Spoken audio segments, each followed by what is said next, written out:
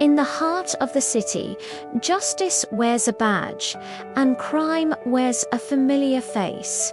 I'm Maria, a police officer, and every day I fight a war on these streets, a war against the shadows that swallow our youth. But my biggest battle isn't out here. It's at home. My son Leo is my world, or at least he was. We were a family once. Me, Leo, and his father, Richard, a man whose success in business was matched only by his failure as a husband. When Leo was just 3, Richard's betrayal with his secretary shattered our home. He kept Leo, showering him with money and a dangerous kind of freedom, a love that knew no boundaries, no discipline. He wanted to give Leo everything he never had, but in doing so, he took away the one thing Leo needed most: guidance. Now, Leo is 18. He's not the little boy I remember. He's the leader of the city's most feared gang. The poison, they peddle drugs, weapons, scams, it's all under his command.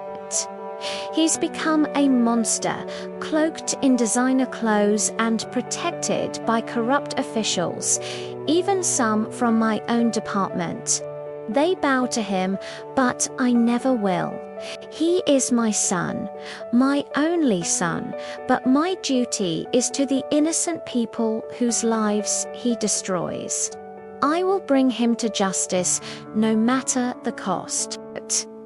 The raid was set for midnight.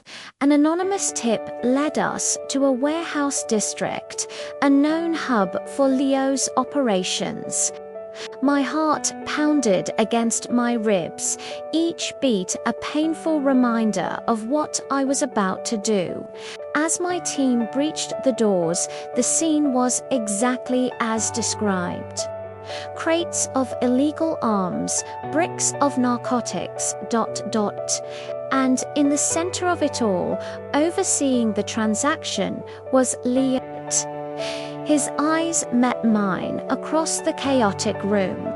There was no flicker of recognition, no hint of the boy I once rocked to sleep. Just the cold, hard glare of a criminal kingpin. "Put your hands in the air, Leo," I commanded, my voice steady despite the tremor in my soul. He just laughed, a chilling sound that echoed in the vast space. "Mum, you're crashing my party," he sneered. But the evidence was overwhelming, undeniable. I snapped the cuffs on his wrists myself. The cold click of the metal was the sound of a mother's heart breaking. Richard was furious.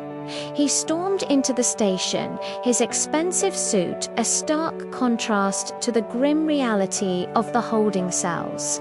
He promised to unleash an army of lawyers to fix this. "He's our son, Maria," he yelled. "He's a criminal, Richard," I replied, my voice hollow.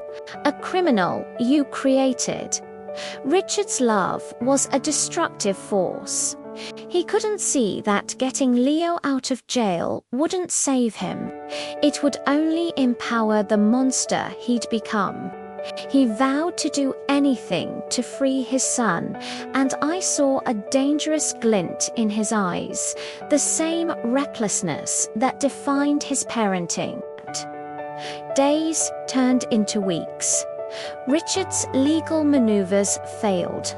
The evidence was too strong, the public outcry too loud. Desperate, he turned to darker methods. He started threatening witnesses, trying to bribe officials who couldn't be bought. He was spiraling, trying to fight the system he once mastered. He was so consumed with saving Leo that he didn't see the trap closing in on him. His attempts to obstruct justice were clumsy, arrogant. It wasn't long before his illegal actions led my team right to his door. I was there when they arrested him. He looked defeated, a powerful man reduced to a common criminal. The irony was devastating. In his blind quest to get his son out of prison, he had only managed to get himself in. I visited them both. Two men, father and son, separated by glass, but bound by the consequences of a flawed love. Richard finally looked at me, his eyes filled with a regret so profound it was almost visible. "I just wanted him to have everything," he whispered.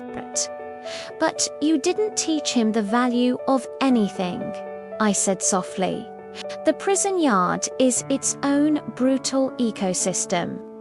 Leo, stripped of his power and influence, was just another inmate, but his past had a long reach. One afternoon, a fight broke out. It was a rival gang settling an old score from the outside. Richard, seeing his son cornered, did the only truly fatherly thing he'd done in years. He threw himself in front of Leo, taking the fatal blow meant for his son. I received the call in my office. Richard was gone. He died trying to protect the boy he had failed to raise. At the funeral, Leo stood beside me, silent and stoic in his prison jumpsuit. For the first time since he was a child, I saw tears in his eyes. Maybe, just maybe, in the wreckage of our lives, a lesson could finally be learned. Love isn't about giving your children the world. It's about teaching them how to be good people in it. It's a hard lesson, one that cost us everything.